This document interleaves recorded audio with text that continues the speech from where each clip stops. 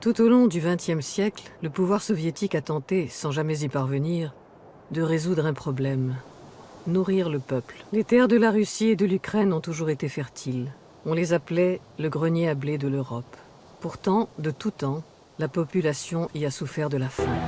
En 1917, alors que la Première Guerre mondiale a déjà dévasté le pays, la Russie plonge dans le chaos des révolutions. Les soldats russes reviennent du front, et ce n'est pas la paix qui les attend, mais une autre guerre, la guerre civile. Le pays est en ruine, la population est affamée. La priorité de Lénine est d'approvisionner en urgence l'armée rouge et les villes. Il décrète le communisme de guerre, dont l'une des premières mesures est la réquisition des productions agricoles. Les détachements armés sillonnent les campagnes pour contraindre violemment ceux qui refusent de livrer leurs récoltes. Les paysans, qui endurent depuis des années les conséquences désastreuses des guerres, des révolutions et des intempéries, se retrouvent plus démunis que jamais. En 1921, la famine s'abat sur le pays. 40 millions de personnes souffrent de la faim. C'est la première grande famine qui touche le territoire de la Russie soviétique. Elle emporte avec elle plus de 5 millions de vies. Cette tragédie pousse les nouveaux dirigeants à chercher les moyens de relancer la production agricole, trouver la solution pour que les paysans reprennent leur activité et que les rendements augmentent rapidement. Lénine ordonne aux députés des soviets d'agir en urgence. En décembre 1922, lors de leur congrès, les députés décident de créer un institut d'État à Petrograd pour mettre la recherche scientifique au service des pratiques agricoles. À cette époque, le scientifique capable de mener à bien ce gigantesque projet est le botaniste et généticien Nikolai Vavilov. A fait de brillantes études supérieures et obtenu le diplôme de l'Institut agronomique de Moscou. Depuis les 4 coins du monde, il envoie en Russie des dizaines de colis contenant des graines et des plantes recueillies en milieu sauvage comme dans des zones cultivées. Grâce à cette multitude de semences, les chercheurs soviétiques entament des expériences pour créer de nouvelles espèces végétales. Les travaux demandent beaucoup de temps, mais ce temps, le nouveau pouvoir ne l'a pas. C'est en 1921 que Lénine constate l'échec du communisme de guerre. Il lance la nouvelle politique économique, la NEP. On supprime les réquisitions, on privatise les terres et on rend aux paysans le droit de vendre ses produits sur les marchés. Les résultats sont immédiats. La production agricole redémarre. La Russie a néanmoins un besoin vital de blé pour ensemencer ses terres. Le gouvernement envoie Nikolai Vavilov aux États-Unis pour acheter aux entreprises américaines quelques tonnes de semences payées en or prélevées dans les réserves du jeune État soviétique. Il compte importer en Russie les dernières découvertes des généticiens pour les appliquer dans l'Institut de culture des plantes qu'il dirige à Petrograd. Les contacts avec les scientifiques étrangers, qui ont été rompus pendant la Révolution, sont rétablis. La science russe est à nouveau à l'honneur dans les congrès internationaux. Nikolai Vavilov, chef de file de la biologie soviétique, est aux anges. Il croit fermement en une science unique, globale, mondiale. Vavilov apparaît désormais comme la figure emblématique de la science soviétique. Il est une référence mondiale dans l'univers des recherches génétiques et botaniques. Et ses travaux sont reconnus par ses pairs dans le monde entier. Le 7 août 1927, le journal La Pravda publie le portrait d'un dénommé Trofim Lysenko. Ce jeune agronome de 29 ans travaille dans l'une des stations expérimentales de l'immense institut dirigé par Vavilov et s'est fait remarquer pour les résultats intéressants de ses expérimentations. En Union soviétique, la simple mention d'un nom dans la Pravda peut changer un destin, en bien ou en mal. Trofim Lysenko est né en Ukraine au sein d'une famille de paysans pauvres. L'article de la Pravda renforce la confiance de Lysenko en ses capacités de chercheur en agronomie. La même année, Lysenko annonce sa première trouvaille, la vernalisation. C'est une méthode qui consiste à planter au printemps les blés d'hiver. Lysenko prétend que la vernalisation permettra de multiplier les récoltes par 3. Au moment où Lysenko commence à faire parler de lui, la politique agricole soviétique est en pleine mutation. En 1929, Staline met fin à la NEP et proclame le grand tournant. Staline lance donc la collectivisation totale et forcée de l'agriculture et décrète la création des kolkhozes et des sovkhozes, immenses fermes d'État appelées à remplacer toutes les petites exploitations. Nikolai Vavilov, à la tête de son institut, est enthousiaste. Il pense que cette nouvelle organisation va permettre aux paysans russes d'accéder au progrès scientifique. La pression des politiques sur les sélectionneurs et les chercheurs en agrobiologie se fait de plus en plus forte. Dans ce contexte, la personnalité de Trofim Lysenko séduit les dirigeants. C'est l'homme prodige qui promet de multiplier les récoltes grâce à sa fameuse découverte, la vernalisation. Nikolai Vavilov s'intéresse à Lysenko. Il l'invite à faire un exposé au congrès pan-soviétique des généticiens et sélectionneurs à Leningrad. L'exposé de Lysenko ne suscite aucun enthousiasme. Les généticiens présents font remarquer que la vernalisation n'a rien d'une nouveauté. Ils la considèrent même comme un remède de grand-mère dont on ne peut espérer de résultats sur le long terme. Le fils de paysan comprend alors qu'il n'est pas le bienvenu dans le monde des scientifiques.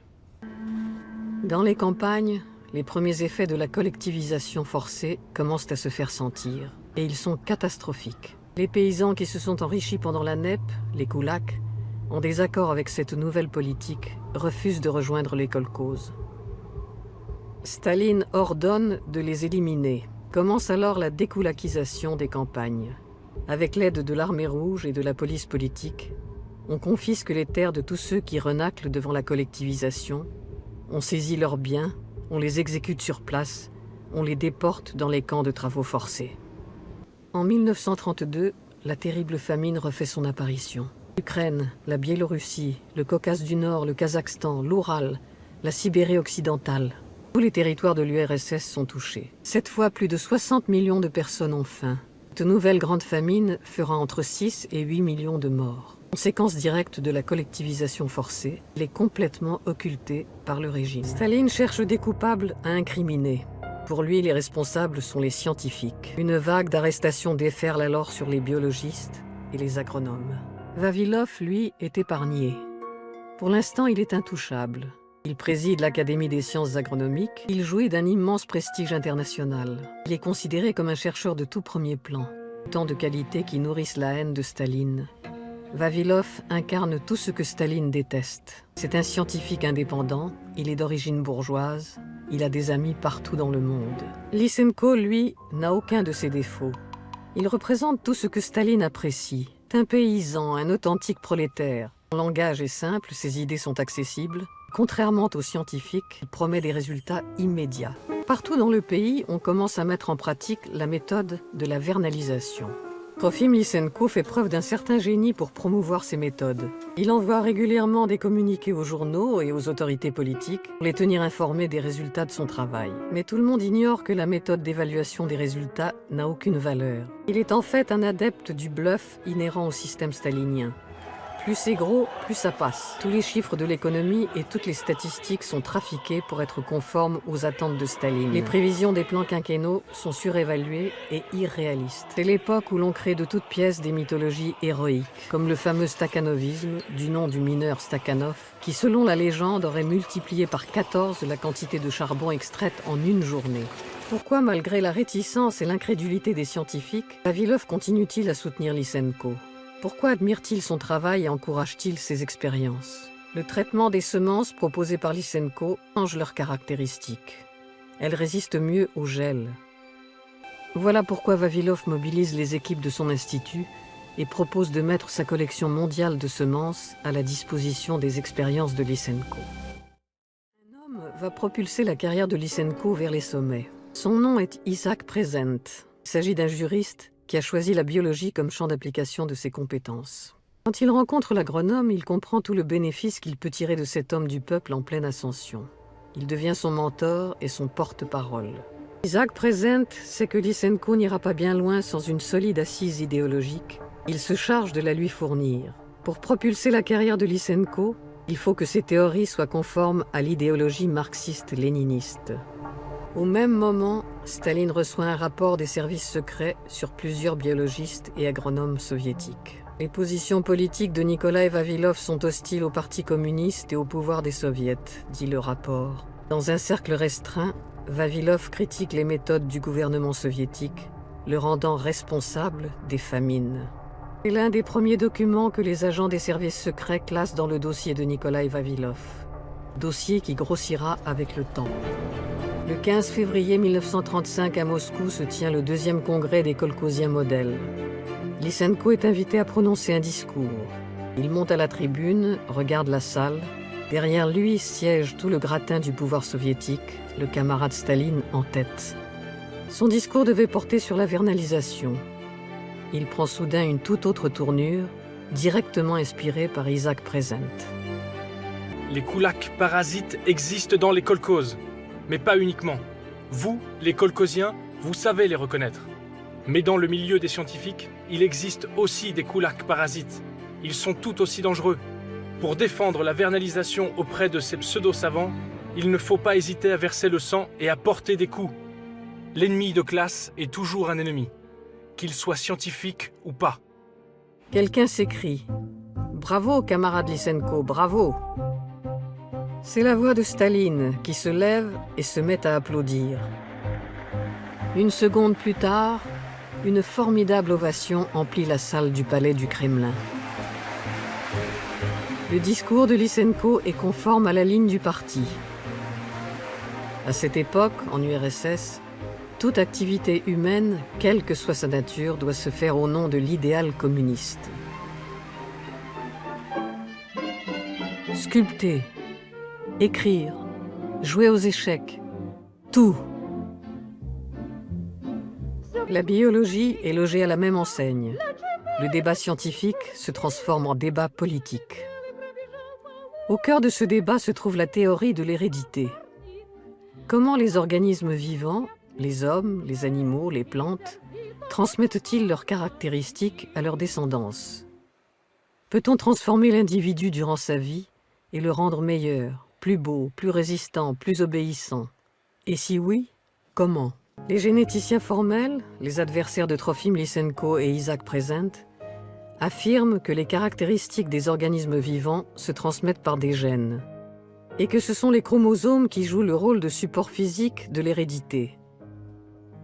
Les gènes des organismes vivants restent stables, ils ne changent pas, même si leur environnement change. En revanche, Lysenko et ses partisans rejettent l'existence des chromosomes. Ils proclament que les caractéristiques des organismes vivants changent en fonction du contexte environnemental et se transmettent à la descendance. Cette théorie ne repose sur aucune donnée scientifique. Ce n'est qu'une transposition forcée d'un discours politique. Le progrès de l'espèce provient de l'effort des individus. S'appuyant sur cette base, Lysenko qualifie la génétique de science bourgeoise, incompatible avec le marxisme-léninisme. Alors que lui, Lysenko, défend la seule, la vraie science, la science prolétarienne. Cette vision de la science convient parfaitement à Staline. Elle va dans le sens de sa thèse, selon laquelle l'environnement favorable, développé par la société communiste, pourra modifier les caractéristiques des individus et donner naissance à l'homme nouveau. Or, les théories des généticiens formels se mettent en travers de ce projet grandiose. La génétique devient donc une science scélérate. À partir de ce moment-là, Lysenko et ses amis vont tout faire pour l'anéantir. Vavilov tente de résister. Cependant, il refuse d'entrer dans un débat idéologique, qui selon lui n'a aucun intérêt. Pour lui, seule la science importe, et c'est elle qui viendra à bout de toutes ces inepties. Mais entre Vavilov et Lysenko, le fossé est désormais trop profond. Toute collaboration est devenue impossible. Les amis de Vavilov sont arrêtés ou destitués. Vavilov lui-même se sent menacé. Pourtant, il proclame publiquement « Je pense que l'édifice de la génétique demeure inébranlable, parce qu'il est étayé par une grande quantité d'expérimentations précises. Réfuter l'édifice de la génétique ne serait possible qu'en lui opposant une même quantité d'expérimentations tout aussi précises. En leur absence, la génétique demeure. Nous irons au bûcher, nous serons brûlés vifs, mais nous ne renierons pas nos convictions. » C'est à ce moment, en 1937, que commence la grande terreur stalinienne. De grands procès spectaculaires contre les ennemis du peuple se tiennent à Moscou. Partout en URSS, des manifestations populaires sont organisées pour convaincre l'opinion publique d'une vaste conspiration anti-soviétique. Entre 1936 et 1938, On dénombre 700 000 exécutions et 2 millions de personnes déportées au goulag. L'ensemble de la société est touché par les purges. Le monde des scientifiques n'est pas à l'abri. Parmi les centaines de biologistes, botanistes et agronomes condamnés, on retrouve tous ceux qui ont pris position contre la théorie de la science prolétarienne. Alors que Vavilov est de plus en plus isolé, Lysenko, lui, est en pleine ascension. Il est nommé président de l'Académie des sciences agronomiques. Il a désormais un accès privilégié au Kremlin. Il persuade Staline que Vavilov constitue une entrave pour l'agriculture socialiste. L'année 1939 est celle du pacte germano-soviétique. Ribbentrop, le ministre des Affaires étrangères du Reich, vient à Moscou pour signer cet accord de non-agression entre les deux puissances. Le pacte déclenche un véritable partage de l'Europe orientale entre l'URSS et l'Allemagne nazie. Il permet à l'URSS d'annexer plusieurs territoires, dont l'ouest de l'Ukraine. Ces régions sont réputées fertiles, et dès 1940, le commissariat à l'agriculture envoie ses scientifiques évaluer les nouvelles terres et planifier leur exploitation. Nikolai Vavilov est désigné comme chef d'expédition pour l'Ukraine de l'Ouest. Le 6 août 1940, devant le foyer où sont logés les membres de l'expédition, tard dans la soirée, s'arrête une voiture noire. 2 personnes en sortent. Elles s'approchent de Vavilov et l'informent qu'il est attendu à Moscou pour une affaire urgente. Vavilov s'installe dans la voiture qui démarre. Plus personne ne le reverra en homme libre. Vous êtes arrêté en tant que membre actif d'une organisation de sabotage de l'agriculture soviétique et espion au service d'agences de renseignement étrangères. Reconnaissez-vous votre culpabilité? Celui qui parle est le lieutenant-chef Khvat, un homme dont Beria, chef des services secrets, apprécie tout particulièrement l'efficacité. Khvat est chargé du cas Vavilov. Il l'interroge pendant près d'1 an. Chaque interrogatoire commence par la même question. Qui es-tu? Je suis l'académicien Vavilov. Tu n'es pas académicien. Tu n'es qu'un tas de merde, réplique le lieutenant-chef. 11 mois plus tard, Vavilov finit par craquer et fait des aveux. Des aveux naturellement fictifs. Je reconnais que depuis 1930, je suis membre d'une organisation anti-soviétique au sein du commissariat à l'agriculture de l'URSS. Le 9 juillet 1941, 17 jours après que l'armée d'Hitler a pénétré sur le territoire de l'Union soviétique, le collège militaire de la Cour suprême condamne Nikolai Vavilov à la peine de mort par fusillade. 14 octobre, les Allemands sont aux portes de Moscou. Le gouvernement décide d'évacuer en urgence tous les prisonniers importants. Parmi eux, Nikolai Vavilov. Il est transféré à 700 km de Moscou, dans la ville de Saratov. Les 2 années qui suivent, Vavilov les passe en cellule dans l'antichambre de la mort. Le 23 janvier 1943, à l'âge de 56 ans, Nikolai Vavilov, l'homme qui voulait nourrir l'humanité, meurt de faim et d'épuisement dans la prison de Saratov. La guerre relègue les débats scientifiques au second plan. Toutes les énergies sont mobilisées pour la défense du pays. Partout, les ressources manquent et la famine refait son apparition, surtout dans les campagnes. Dans les villes, on décide de recréer des petits potagers privés, des sortes de jardins ouvriers, pour lutter contre la pénurie. On y cultive principalement la pomme de terre. C'est dans ces moments que le talent de Lysenko se révèle efficace. L'agronome fait ressusciter une méthode ancestrale de culture de la pomme de terre. Lysenko fait publier ses conseils dans les journaux. Ils permettent de lutter contre la famine et Lysenko connaît un regain de popularité. Il obtient le grade de héros de l'Union soviétique. Une médaille de plus à sa boutonnière.